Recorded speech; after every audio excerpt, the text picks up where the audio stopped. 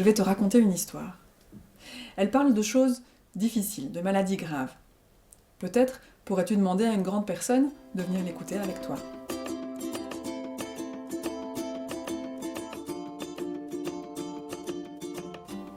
Grand Arbre est malade.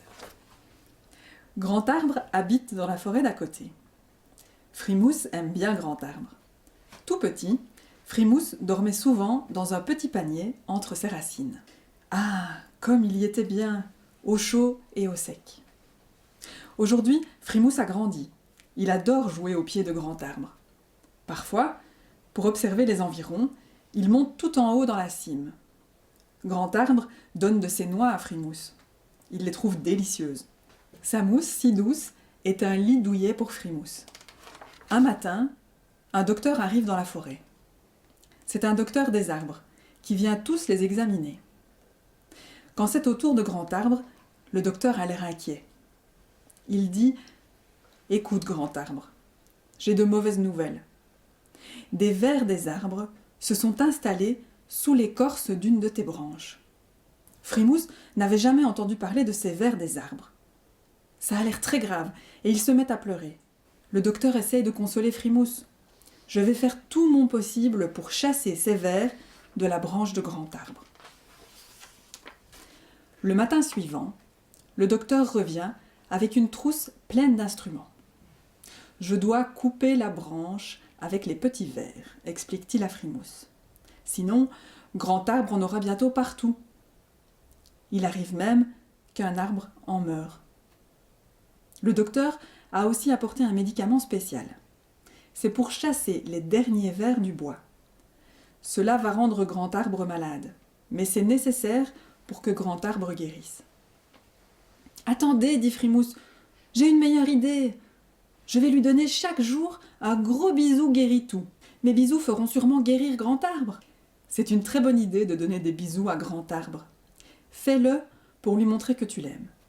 Mais il faudra quand même lui donner des médicaments pour chasser les vers.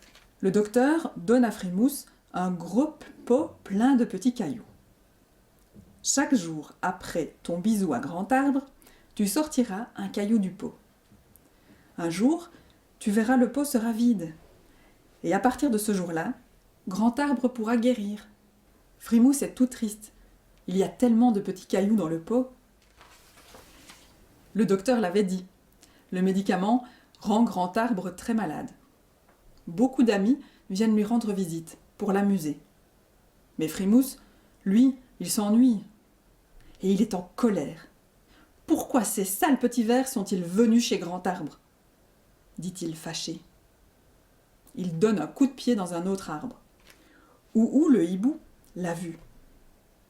Ouhou lui dit « Je comprends que tu sois fâché, mais ne fais pas de mal aux autres arbres, ils n'y sont pour rien. » Ouhou est très savant. Il connaît très bien les arbres, et aussi les vers des arbres. Frimousse lui demande « Pourquoi Grand Arbre a-t-il des vers ?» C'est une question très difficile, soupire Ouhou. Ce n'est la faute de personne. Un arbre a des vers alors que son voisin n'en a pas. C'est comme ça. Les branches de Grand Arbre sont moins fortes. Toutes ses feuilles tombent par terre. Frimousse n'a jamais vu Grand Arbre aussi malade. Sa cime chauve a l'air bizarre. Elle fait peur à Frimousse. Mais voici Melvin, le mouton, qui passe dire bonjour. Il a un cadeau pour Grand Arbre. Une écharpe en laine. Elle est faite avec ma laine, dit Melvin. Frimousse ne comprend pas. Chaque année, les gens me tondent. Ils font de jolies choses avec ma laine. La première fois que j'ai été tondue, j'étais triste. Mais mes boucles ont repoussé, de plus belles.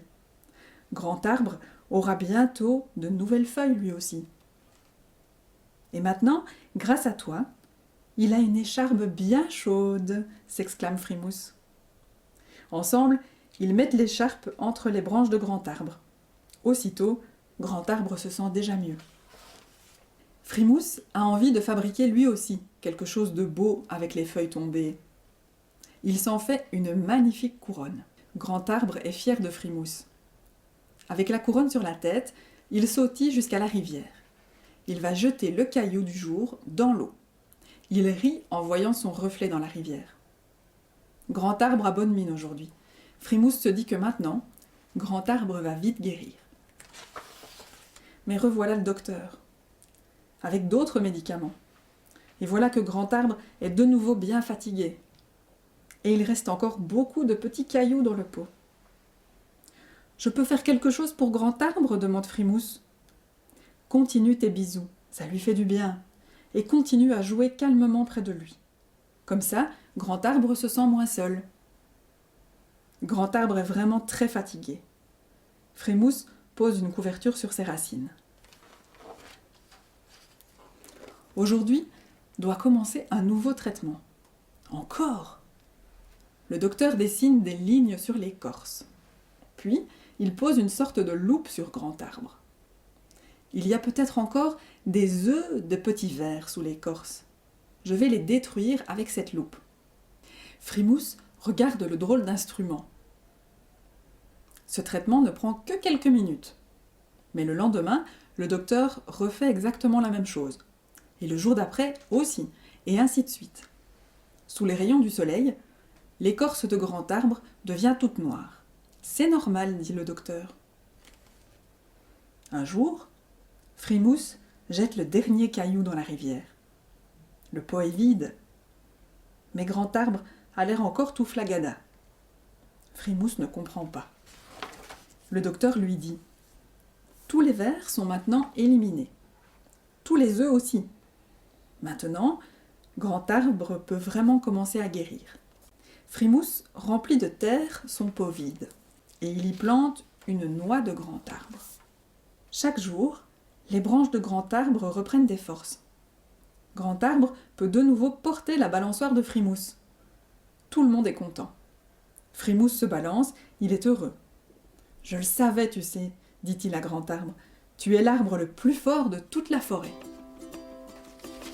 Et entre-temps, dans le pot de Frimousse, un petit arbre s'est mis à pousser. Voilà, l'histoire de Frimousse est terminée. J'espère qu'elle t'a plu. Mais peut-être qu'il y a des passages que tu n'as pas compris ou qui t'ont rendu un peu triste. Dans ce cas-là, tu peux en parler avec un adulte autour de toi. Un parent, un grand-parent, un frère, une sœur, un docteur peut-être à l'hôpital. Surtout, n'hésite pas à en parler et à poser des questions. Un peu comme Frimousse, tu pourrais trouver un pot que tu pourrais décorer à ton goût et le remplir de perles. Ensuite, chaque soir, tu en retires une. Et à la fin, quand le pot sera vide, c'est qu'une étape sera terminée.